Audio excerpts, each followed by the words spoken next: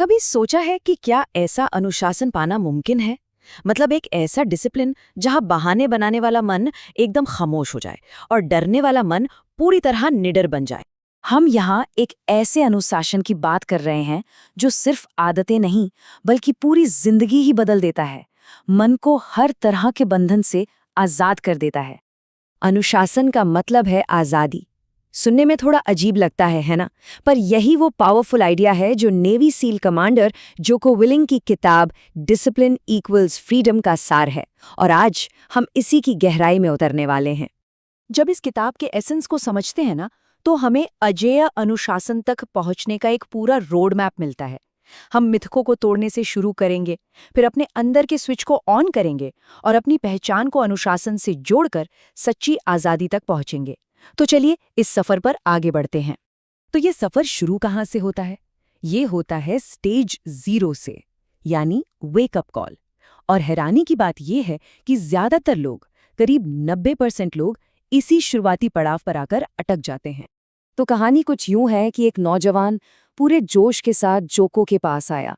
उसने पूछा, मुझे नेवी सील बनना है, अनुशासित होने का सबसे अच्छा, सबसे तेज तरीका क्या है? उसकी आंखों में एक उम्मीद थी कि कोई सीक्रेट मिल जाएगा। जोको का जवाब सीधा, सपाट और चौंकाने वाला था। उन्होंने कहा, तुम नहीं बनोगे, कभी नहीं। जाहिर सी बात है, उस लड़के का सारा जोश ठंडा पड़ गया। जोको ने फिर समझाया कि असली प्रॉब्लम उसकी मानसिकता थी। वो शॉर्टकट ढूंढ रहा था, सबसे आसान रास्ता। और यहीं से हमें मिलता है हमारा पहला सबसे जरूरी सिद्धांत, वेकअप सिद्धांत। मतलब शॉर्टकट की तलाश बंद करनी होगी, क्योंकि मजबूत, बेहतर और हेल्दी बनने का कोई आसान रास्ता है ही नहीं। सिर्फ एक ही रास्ता है, कड़ी मेहनत वाला अनुशासन, देर रातें, सुबह जल्दी उठना, लगातार प्रैक्टिस और खूब सारा पसीना। अच्छा, तो जब एक बार ये समझ आ गया कि कोई शॉर्टकट नहीं है, तब हम पहले असली कदम के लिए तैयार होते हैं। ये है स्टेज 1, वो फैसला जो अंदर के स्विच को ऑन करता है और अनुशासन की असली शक्ति को जगाता है।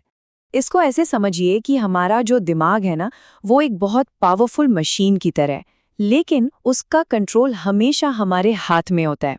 जिस पल हम ये भूलते हैं, हम कंट्रोल दिमाग को सौंप देते हैं, और दिमाग वो तो हमेशा आसान रास्ता ही चुनेगा, आराम का रास्ता, सस्ते मजे का रास्ता। तो फिर दूसरा सिद्धांत क्या है? ये है निर्णय का सिद्धांत। लोग अक्सर पूछते हैं, शुरुआत कहाँ से करें, करें तो कैसे करें? जवाब बहुत सिंपल है, यहीं और अभी शुरू करें। और मजबूत बनना है तो मजबूत बनने का फैसला करें।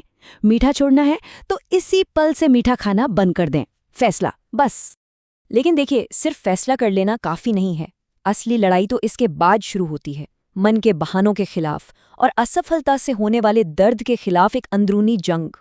हर रोज, हर पल हमारे अंदर ना एक जंग चलती है। एक तरफ कमजोर मन की आवाज है जो धीरे से कहती है, अरे बस कर, आज के लिए बहुत हो गया, या मुझ में अब हिम्मत नहीं है। और ये आवाज इतनी सच्ची लगती है ना। लेकिन दूसरी तरफ है हमारा पक्का फैसला जो एक्शन लेता है और हमें आगे बढ़ाता है। तो सवाल ये है कि उस कमजोर आवाज को चुप कैसे कराएं? इसके लिए 3 बहुत ही प्रैक्टिकल स्टेप्स हैं। पहला, अपनी बॉडी लैंग्वेज बदलें। अगर बैठे हैं तो खड़े हो जाएं फौरन। दूसरा, अपना फोकस बदलें। उस काम को पूरा करने की जो जीत वाली फीलिंग है ना, उसे इमेजिन करें। और तीसरा, अपनी सेल्फ टॉक बदलें। खुद से कहें, मैं नहीं रुकता, मैं इस काम को पूरा करके ही दम लूंगा। और ये 3 स्टेप्स हमें सीधे स्टेज 2 के सिद्धांत पर ले आते हैं, जागरूकता का सिद्धांत। यह हमें सिखाता है कि कमजोर मन की उस आवाज को पूरी तरह से इग्नोर करना है। ये समझना है कि ये बहाने सिर्फ दिमाग की पुरानी आदतें हैं, हमारी असली ताकत का आईना बिल्कुल नहीं। और जब ये जागरूकता आदत बन जाती है, तब हम स्टेज 3 के लिए तैयार होते हैं, यानी उस मोड़ के लिए जहां असली दर्द और निराशा का सामना होता है। इस मुश्किल लड़ाई के लिए एक ही मंत्र है, कमजोरी को वोट देने का हक नहीं है। और यही है स्टेज 3 का सिद्धांत, लचीलेपन का सिद्धांत। मतलब फीलिंग्स नहीं, बल्कि हम तय करते हैं कि आगे बढ़ना है या नहीं। आलस, निराशा, दुख या गुस्सा, इन भावनाओं को हमारे ऊपर हावी होने का कोई हक नहीं है।